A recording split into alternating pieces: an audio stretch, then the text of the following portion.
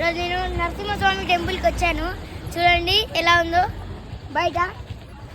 ఈ గుడి Chukkapur village Kamareddy district లో ఉంది. కంపల్లి నుంచి ఇక్కడికి 106 కిలోమీటర్స్, కామారెడ్డి నుంచి 17 కిలోమీటర్స్ ఇక్కడికి.